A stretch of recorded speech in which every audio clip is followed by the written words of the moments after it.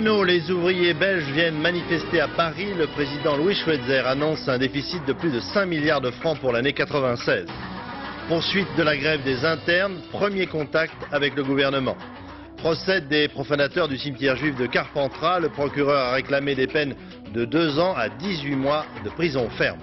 Zaïre, le président Mobutu s'apprête à rentrer dans sa capitale, Kinshasa, en proie aux rumeurs de coup d'État. Madame, Monsieur, bonsoir. Les employés de Renault Vilvoorde en Belgique n'ont pas renoncé à se battre pour empêcher la fermeture de leur usine. Et pour le faire savoir, ils ont fait le voyage jusqu'à Lille et Paris, le jour même où le président Schweitzer présentait ses comptes et annonçait un déficit de plus de 5 milliards de francs pour l'année 96. Philippe Bisserias, Anne-Mourgue. Bataille rangée au milieu des voitures. Ici, à Wavrin, Renault entrepose 10 000 véhicules destinés au marché de l'Europe du Nord. Une cible idéale pour les manifestants. Ce matin, environ 350 ouvriers de Vilvoorde ont investi les lieux. Face à eux, les gardes mobiles. C'est l'une des opérations coup de poing de la journée. La stratégie d'aujourd'hui, c'est le blocage, pas d'aujourd'hui, pendant une semaine, le week-end, de rester ici et le blocage de Renault, de terrain de Renault.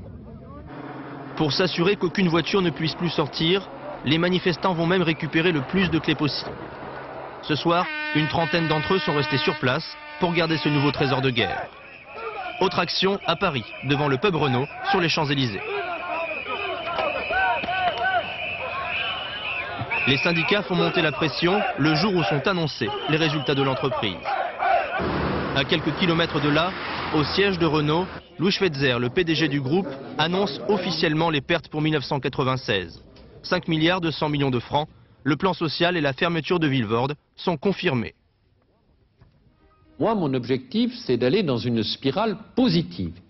C'est-à-dire d'arriver à un système où, parce que nous avons des coûts compétitifs, nous pouvons augmenter nos ventes.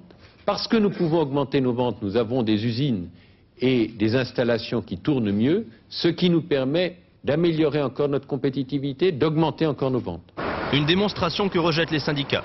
Sur ces 5 milliards, plus de 4 milliards vont être utilisés à grossir le nombre de chômeurs, puisque ça va servir à financer toutes les mesures, que ce soit la fermeture de Vilvoorde avec les 3100 emplois qui sont concernés, ou le plan de suppression d'emplois en France. Préférant ignorer ces débats, les ouvriers de Vilvoorde avaient choisi la Tour Eiffel pour continuer leurs actions symboles. Après un bénéfice l'an dernier, le président de Renault a donc annoncé aujourd'hui un déficit de 5,2 milliards de francs. Une justification a posteriori de la restructuration de l'entreprise pour permettre à Renault de se battre avec ses concurrents. Luc Bazizin. Le président de Renault, tout souriant aux côtés de son nouveau bébé, la Mégane, c'était en septembre 95 à Barcelone. Tous les espoirs de la marque se concentraient alors sur ce véhicule. Un rêve couronné de succès avec l'arrivée du dernier né de la famille, Mégane Scénic. Un monospace de dimension moyenne produit aujourd'hui à Douai à 800 unités par jour au lieu des 400 prévus. Et pourtant, les difficultés de Renault sont bien réelles. Le marché européen stagne depuis une dizaine d'années.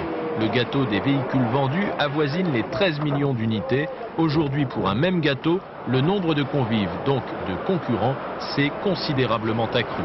D'où une guerre commerciale entre les constructeurs. Une guerre amplifiée par les primes gouvernementales successives qui, au bout du compte, ont souligné le défaut majeur des voitures françaises, leur prix trop élevé.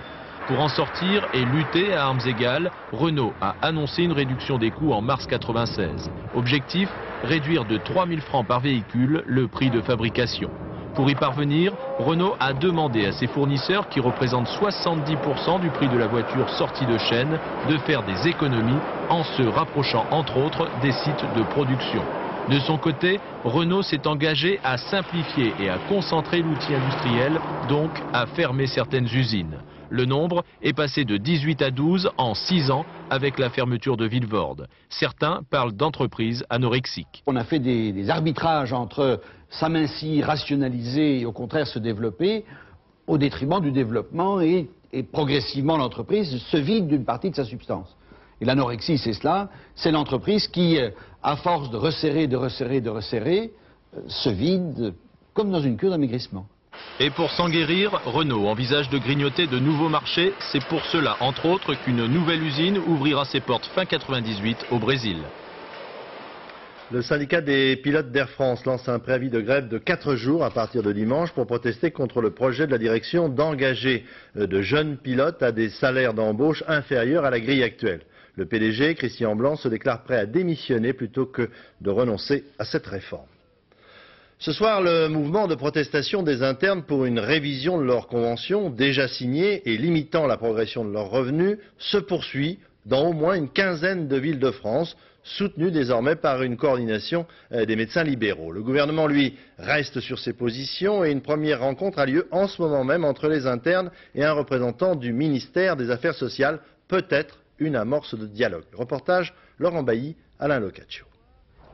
Ce soir, c'est en effet l'amorce du dialogue. Après 9 jours de conflit, une délégation d'internes est reçue en ce moment au ministère des Affaires sociales. Dans la journée, on a pu déceler quelques signes de bonne volonté de part et d'autre, même si le discours reste ferme. Ce qu'il faut, c'est vraiment vivre ce moment un peu difficile avec un grand esprit de dialogue, tout en sachant qu'on ne peut pas remettre en cause une réforme qui est vraiment faite pour assurer l'avenir de la médecine à la française. Nous ne contestons pas le principe du contrôle des dépenses de santé. Nous ne le contestons pas. Pour autant, pas question de relâcher la pression et les internes multiplient les actions. Manifestations diverses ou encore dons du sang un peu partout en France. Tous rejettent l'approche purement financière, disent-ils, du gouvernement et certains suggèrent que les dépenses imprévues liées à la natalité, aux épidémies ou encore aux vaccinations ne soient pas prises en compte dans le calcul de leurs quotas. Fermeté donc, et aujourd'hui 3 centres hospitaliers universitaires ont rejoint les 12 autres grévistes à Reims, à Limoges et à Nice, en attendant sans doute Dijon demain. Conséquence, le fonctionnement des hôpitaux est perturbé partout, seules les urgences fonctionnent à peu près normalement. Pour les interventions moins graves, les malades doivent attendre. Dans ce type de situation, nos patients sont informés, soit par téléphone, soit par télégramme, soit par courrier, que nous ne pouvons pas assurer la prestation que nous avions prévue. La première prise de contact direct entre les internes et le gouvernement ce soir, c'est peut-être un premier pas vers l'apaisement, mais la grève semble s'installer dans la durée. À Marseille, au procès des profanateurs du cimetière juif de Carpentras, l'avocat général a demandé le maximum, 2 ans de prison pour les 2 skinheads qui n'ont à aucun moment au cours du procès déclaré regretter leurs actes. En revanche, la peine a été légèrement inférieure, 18 mois pour celui qui s'est dénoncé et le 4e qui a montré quelques remords. Verdict le 24 avril prochain. Dominique Verdeillan, Philippe Jasselin. Ce dossier est un échec policier et judiciaire. Le procureur Fabienne Rose fait aveu d'impuissance. C'est un attentat qui a été commis à Carpentras et nous, magistrats, nous n'étions pas préparés à cette forme de terrorisme. Nous ne savions rien de l'extrême droite et des mouvements skinhead. Sans les aveux de Garnier, ce procès n'aurait pas eu lieu. Le magistrat s'interroge sur l'avenir des 4 prévenus. Il va falloir les gérer. Qui demain va vouloir les embaucher ? La défense est contrainte à rester profil bas. Elle plaide la personnalité plus que le dossier. Pour elle, la réconciliation ne sera possible que si le pardon est réciproque. Je pense qu'ils ont fait partie pendant un temps du camp du diable et que nous qui sommes dans le camp des hommes, nous devons cette humanité que nous revendiquons la démontrer.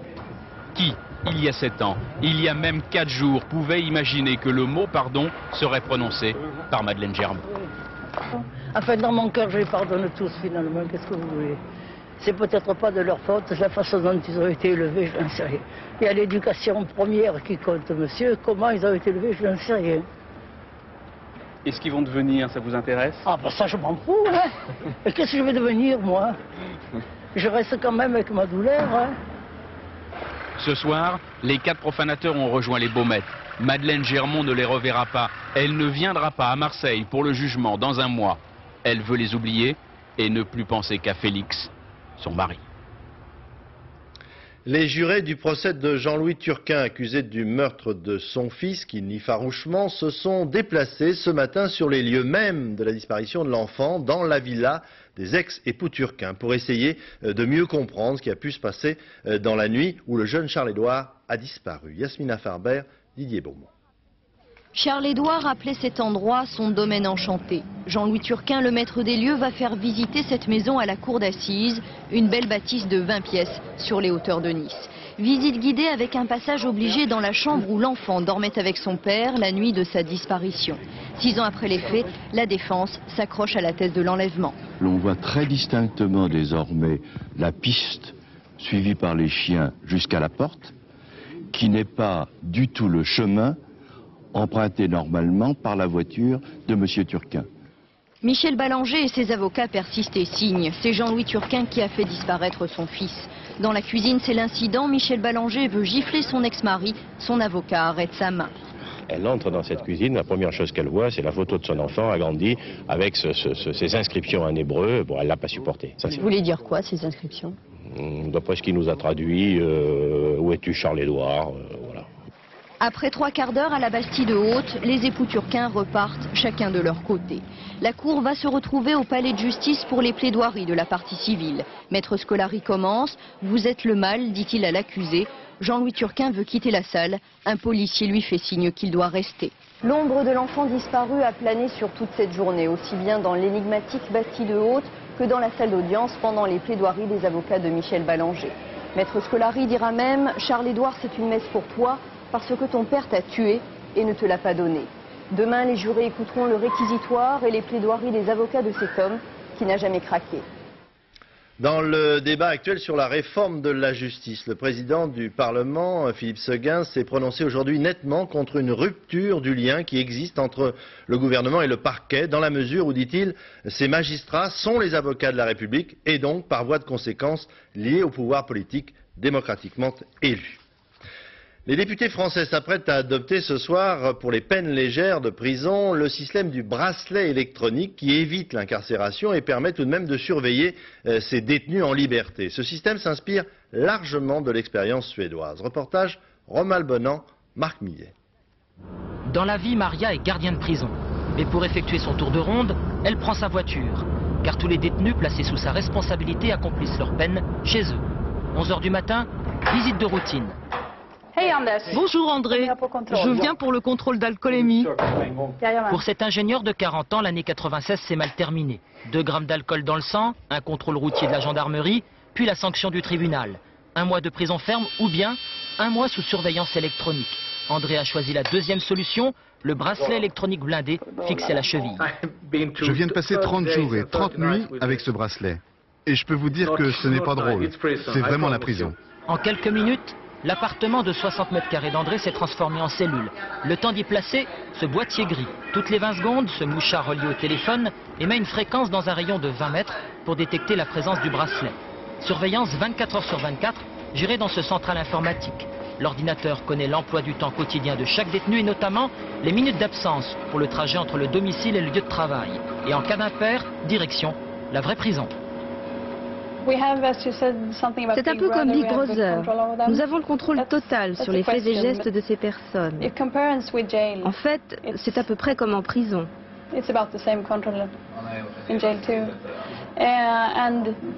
Mais nos prisonniers ne sont pas de dangereux criminels. Ils n'ont tué personne. Peter l'avoue lui-même. Il n'est pas un enfant de cœur, incarcéré déjà 4 reprises pour coups et blessures et vol. Il y a 1 mois, la police a croisé sa route une 5e fois et la justice lui a proposé le bracelet pour 2 mois. Je la sens pas, c'est la punition. Comment ça? Parce qu'il y a 1500 francs par mois à ma charge pour la location du bracelet. Ce n'est pas cher payé selon moi, car je le vois quand même à la maison. En Suède, ce système 2 fois moins cher que l'incarcération n'est proposé que pour les peines de moins de 3 mois. Peter doit encore supporter à la maison comme au travail ce boulet électronique pendant 3 semaines. Mais pour André, c'est le dernier jour, libéré discrètement dans sa cuisine. Après l'attentat de la mosquée de la rue de Tanger à Paris, le trésorier de la mosquée, chez lequel on avait retrouvé plus de 5 millions de francs en liquide, a été remis en liberté. Les policiers n'ont pas trouvé la preuve d'une origine frauduleuse de ces fonds. Alerte à la bombe sur un avion d'Air France cet après-midi qui assurait la liaison Paris-Mexico. L'avion s'est posé sur l'aéroport de Shannon en Irlande avec 229 personnes à bord. Les artificiers irlandais sont actuellement sur place pour tenter de retrouver un éventuel colis piégé. Crédit Lyonnais, toute cette semaine, une bataille de chiffres sur la profondeur réelle du trou de la banque publique a opposé les représentants de la commission parlementaire et le PDG du Crédit Lyonnais, M. Perlevad. Quoi qu'il en soit, les sommes avancées sont considérables. Jean-Paul Chapelle, Bernard Appey. Tous veulent voir quelle tête il fait aujourd'hui. Le PDG du Crédit Lyonnais a retrouvé le sourire. La banque fait désormais des bénéfices. 200 millions de francs l'an dernier. En termes de rentabilité courante, je pense que le Crédit Lyonnais est tiré d'affaire. Tiré d'affaire grâce à l'aide de l'État. Tous les placements à haut risque, toutes les erreurs du passé sont sorties des comptes de la banque, isolées dans un autre établissement public, le CDR. Derrière cette façade discrète se cachent tous les scandales du Crédit Lyonnais à l'époque de sa folle expansion. Des pertes de 130 milliards de francs. Pire, des détournements de fonds estimés à 5 milliards de francs par la Commission des finances de l'Assemblée. Une accusation grave, un chiffre démenti par le PDG devant les députés. Je ne vois pas comment on peut affirmer, avant la fin des procédures, que des gens sont coupables et pour des montants pareils. Ces montants, s'il s'agit vraiment d'escroquerie, ces montants, de mon point de vue, relèvent de la fabulation. Le patron du CDR est donc convoqué à son tour à l'Assemblée. Il ne fera aucun commentaire à la presse. Un député s'en charge. Le président Rouget a bien confirmé à la Commission des finances que le montant des escroqueries sur lesquelles existent 59 plaintes au pénal atteint 5 milliards de francs. 5 milliards, c'est donc le montant total des sommes en litige. C'est à la justice de déterminer maintenant si toutes relèvent de l'escroquerie. Il lui faudra pour cela plusieurs années. L'actualité internationale maintenant, c'est en terrain neutre à Helsinki en Finlande que les présidents américains et russes se rencontrent à partir de ce soir avec pour principal dossier l'entrée dans l'organisation militaire, l'OTAN, d'anciens pays du bloc de l'Est. Moscou est contre. Avant cette rencontre, on parlait beaucoup de la santé du président Boris Eltsine. Aujourd'hui, il est apparu mieux portant finalement que son collègue américain blessé au genou. Sur place, Dominique Derda, Franck Brisset. De toute l'histoire américaine, c'est sans doute la première fois que pour descendre de son avion, un président doit emprunter un container. Celui-ci habituellement sert au transport des plateaux repas. Assis dans un fauteuil roulant, la jambe droite à l'horizontale à la suite d'une opération au genou, pas question pour Bill Clinton de dévaler comme à son habitude les marches de la passerelle. D'où c'est arrivé pour le moins surprenante. Les stratèges en communication de la Maison-Blanche ont un sens de l'image qui n'appartient qu'à eux. Du coup, le protocole en est réduit au strict minimum. Pas d'hymnes nationaux, pas de discours, et c'est en minibus et non en limousine que le président américain se rendra au centre d'Helsinki. Boris Yeltsin, lui, pour son grand retour sur la scène internationale après un quintuple pontage et plus de 8 mois d'absence, a bien l'intention de ne sauter aucune étape du programme. Dès son arrivée, il tient à faire entendre sa voix retrouvée. Il ne faut pas, dit-il, mettre en péril ce partenariat que nous avons su construire au cours des années passées.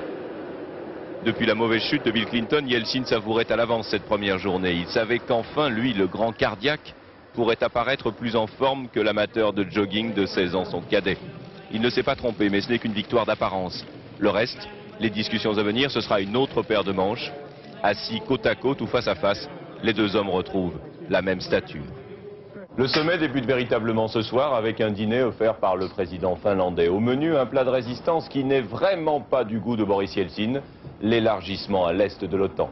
Mais Bill Clinton a bien l'intention d'insister et pour tenter de faire passer la pilule, il pourrait faire quelques concessions et offrir à son ami Boris des compensations financières sous forme notamment d'une aide économique accrue envers la Russie.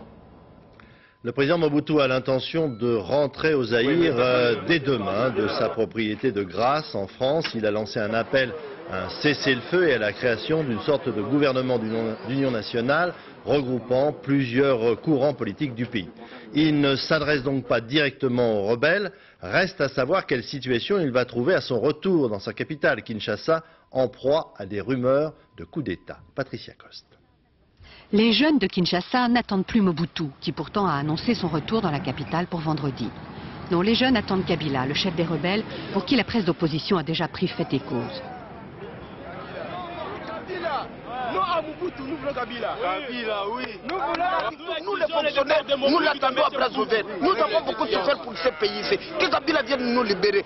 C'est clair et net. Beaucoup plus compliquée est la politique zaïroise. Ici, le Premier ministre, en principe destitué par une partie du Parlement, mais qui conteste la légalité de cette décision et attend que Mobutu tranche à son retour. Le Premier ministre vient d'un mini-sommet à Nairobi, où un cessez-le-feu a été à nouveau demandé, suivi de négociations. Le chef des rebelles, lui, réclame d'abord des négociations avec Mobutu lui-même et ensuite un cessez-le-feu. Dans les zones dites libérées par les troupes rebelles, l'aide alimentaire reprend. Ces images ont été filmées à Goma. Elles sont toutes positives, même si ces réfugiés manquent encore de lait et de couverture. À Kisangani, ville conquise ce week-end, des vivres ont de nouveau pu être acheminés. L'objectif des organisations humanitaires est toujours d'aider ces réfugiés à rentrer chez eux, ce qui va se faire.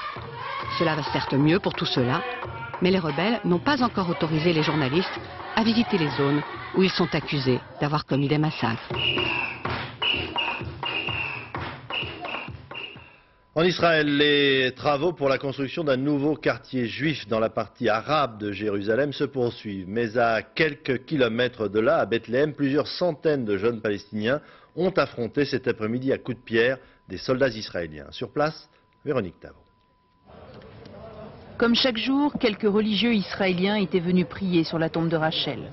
Situé à l'entrée de Bethléem, ce lieu saint juif est resté sous contrôle de l'armée israélienne. Mais aujourd'hui, la prière a dû être écourtée. Plusieurs dizaines d'étudiants palestiniens de l'université Birzeit de Bethléem, très vite rejoints par des groupes de lycéens, en tout près de 300 jeunes palestiniens, ont décidé d'empêcher la prière. Jets de pierre contre grenades lacrymogènes israéliennes et quelques tirs de balles en caoutchouc. Un face-à-face tendu mais qui aujourd'hui avait peut-être aussi valeur de test, une manière pour chaque camp de déterminer les intentions de l'autre.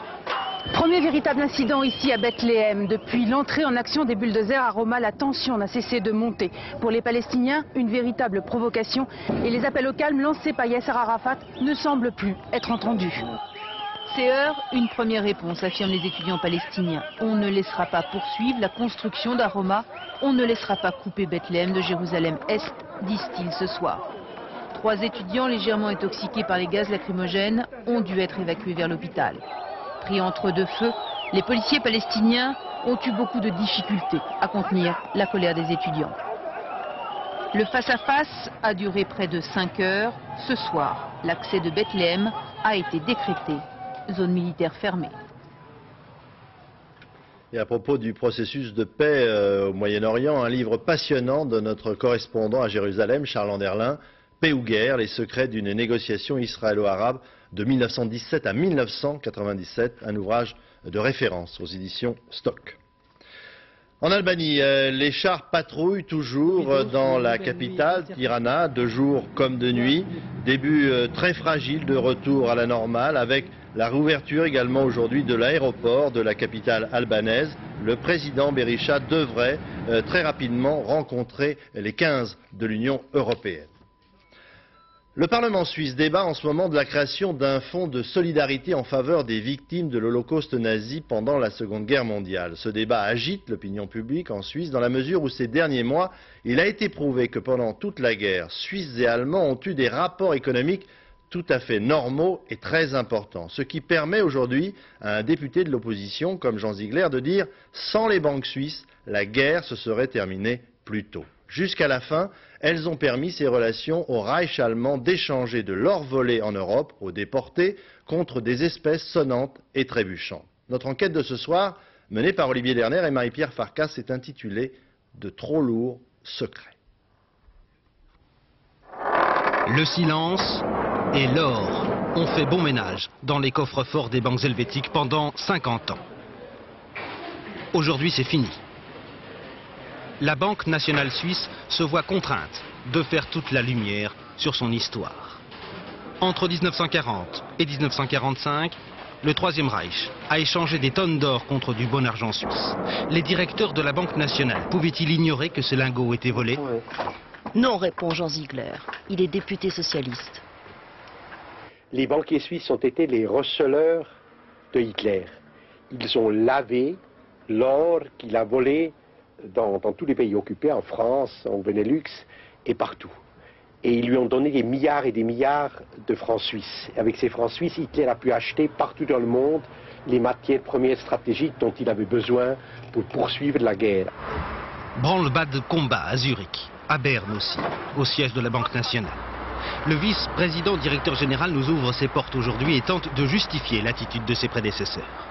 Nous qui voyons ce qui s'est passé durant la Deuxième Guerre mondiale, à l'époque, on traitait les affaires courantes vraiment comme des affaires courantes et on travaillait avec un côté, avec l'autre, on restait neutre entre ce que l'on sait avoir été des dictatures et des démocraties, et c'est ça la complexité de la neutralité.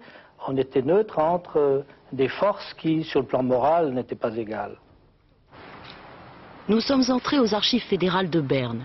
Sur 35 km est classée toute l'histoire de la Suisse. Pour Daniel Bourgeois, certains documents sont compromettants. Il en apporte la preuve. En août 1940, la Suisse accorde un premier crédit de 600 millions de francs français à l'Allemagne nazie. Une somme à multiplier par 10 aujourd'hui. L'accord a été ratifié, signé de la main même d'Adolf Hitler. Dès 1939, le monde entier sait que les caisses du Reich sont vides. Pourtant, les banques helvétiques vont accepter pendant toute la guerre l'or nazi. Les historiens pensent que la Suisse a tiré profit de sa neutralité. En matière d'or, moi je pense qu'effectivement, elle aurait pu ne pas accepter de l'or qu'on savait être pillé. Ou en tout cas, alors jouer vraiment carte sur table le lendemain de la guerre. Elle restituait complètement. Le mur du secret va tomber. En juillet dernier, à Washington, Bill Clinton a donné ordre d'ouvrir les archives secrètes de la guerre. En Suisse, le gouvernement a nommé 6 historiens. Ils ont 5 ans pour chiffrer la dette morale et financière des banques helvétiques. Les banquiers sont aux petits soins pour lui. Rolf Bloch, le président de la communauté juive en Suisse, multiplie les entretiens avec le directeur de la Banque nationale suisse qui finance depuis peu un fonds privé d'aide aux victimes de l'Holocauste. Comment réagissent les Suisses aujourd'hui autour de cette affaire? D'un côté, il y a une prise de conscience, ce qui est positif. D'un autre côté, vu les attaques qui viennent, surtout d'outre-mer, il y a une frustration, puisqu'on dit aux Suisses que ce qu'ils ont fait pendant la guerre n'était pas ce qu'ils pensaient faire. Eux, ils pensaient résister au nazisme, maintenant on les accuse de collaboration. Le débat fait rage au Parlement. Le projet de création d'une fondation de solidarité sera soumis à un référendum l'an prochain. Le gouvernement veut que cesse la polémique sur le sale rôle de la Suisse pendant la guerre. Et le même examen de conscience pourrait venir en Espagne. En France, la constitution d'un groupe d'experts est une question de jours. 50 ans après la guerre, il n'y a pas que les banques de Berne qui vont devoir livrer leurs secrets.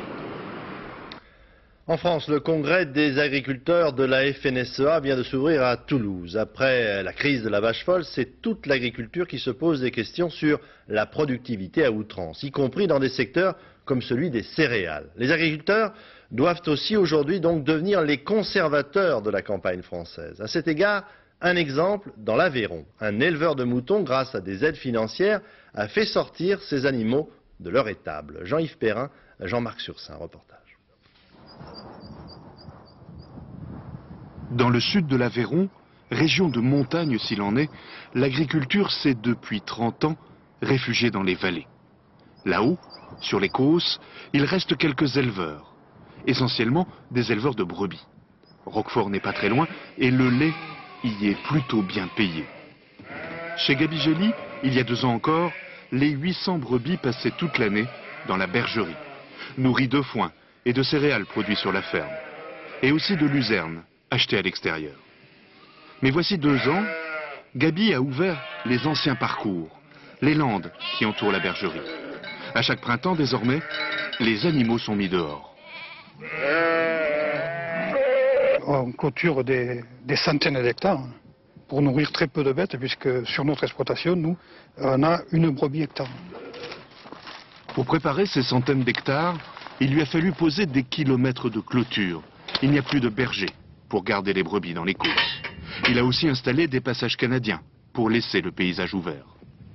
Un passage comme celui-là, les véhicules peuvent passer et les brebis, enfin les bêtes en général, voyant le vide, n'arrive pas, n'essaie même pas de passer.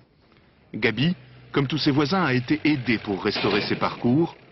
10 000 francs par an, mais seulement pendant 5 ans. Nous pensons que ce qui est important demain, c'est que ces agriculteurs-là aient, au même titre que la production agricole, une production dite d'environnement, c'est-à-dire qui valorise cet espace, et que ça doit être rémunéré en permanence. Aujourd'hui, les éleveurs de l'Aveyron aimeraient faire reconnaître et primer par l'Europe leur contribution à l'entretien de l'espace. Comme les céréaliers sont aujourd'hui primés pour produire du blé. Cela veut dire redistribuer les enveloppes de subventions et cela risque d'être très dur à avaler dans certaines régions. Championnat du monde de patinage à Lausanne, en Suisse. Aujourd'hui, le programme original de danse sur glace, le couple français, Mognotte-Lavanchy, est classé pour l'instant 4e. François Brabant. Allez encore dire après ça qu'il fait froid dans les patinoires. À Lausanne cet après-midi, c'est un miracle que la glace n'ait pas fondu. Programme original en danse sur glace, tout le monde danse le tango, c'est chaud.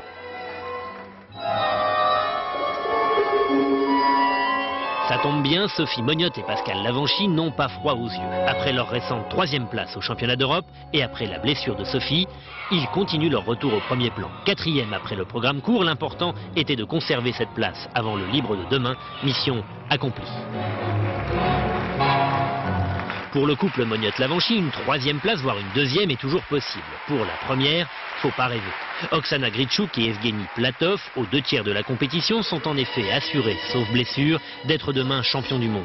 Faut dire qu'ils ont tout pour ça, la grâce, la technique, l'expérience, l'amour du public et des juges. Premiers après le programme court, ils le sont plus que jamais après le programme original.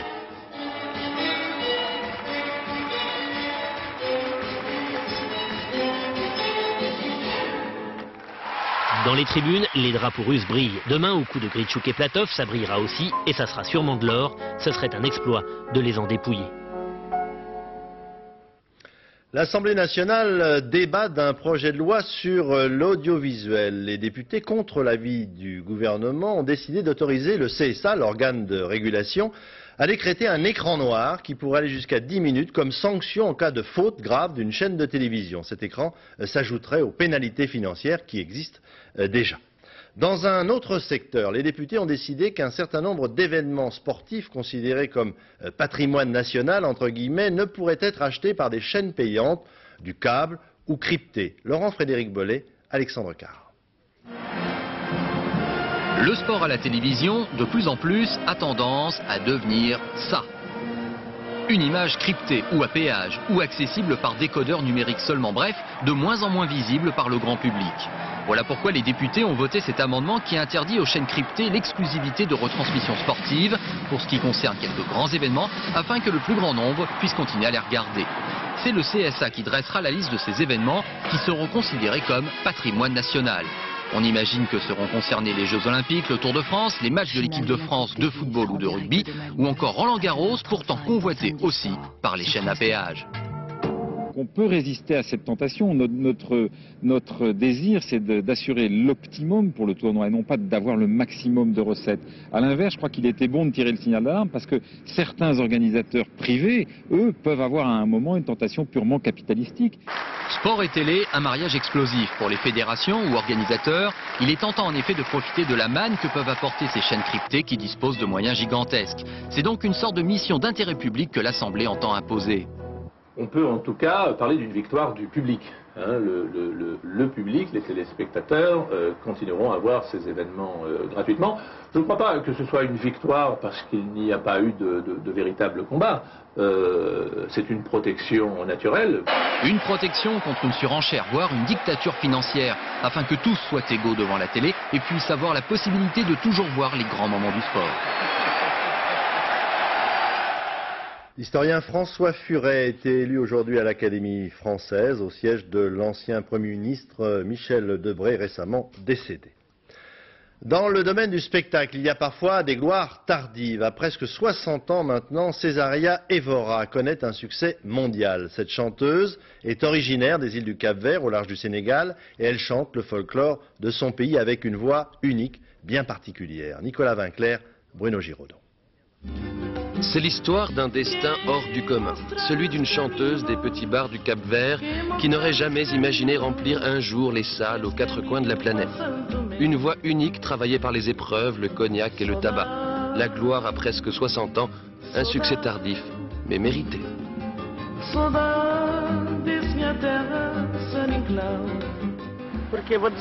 C'est vrai que je chante depuis très longtemps. Je n'ai d'ailleurs jamais fait que ça. Et c'est une lutte qui a commencé depuis mon plus jeune âge. Ce qui m'arrive, je l'attendais. En fait, je crois que ça m'était destiné.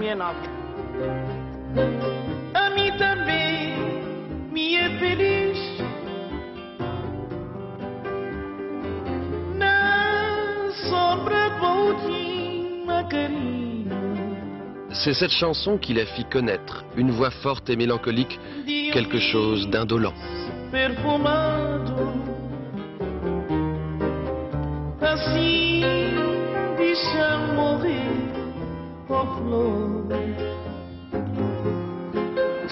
Bien sûr, je chante principalement la morna, qu'il faut interpréter avec beaucoup de sentiments. C'est un rythme lent, certes, mais pas triste. Je chante aussi des calderas, c'est tellement gai qu'on se fatigue. Alors on rejoue vite une morna pour se relâcher et se reposer un peu.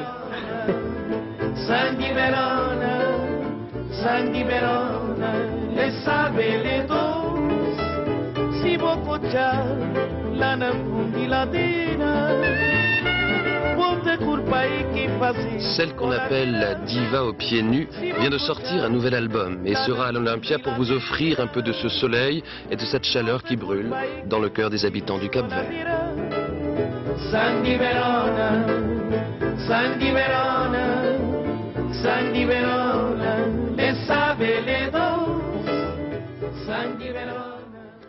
Dans un instant, la météo, Laurent Romeshko. Ensuite, n'oubliez pas la super cagnotte du loto, 20h55, envoyé spécial.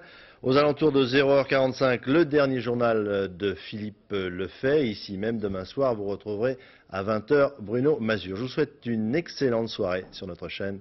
Bonsoir.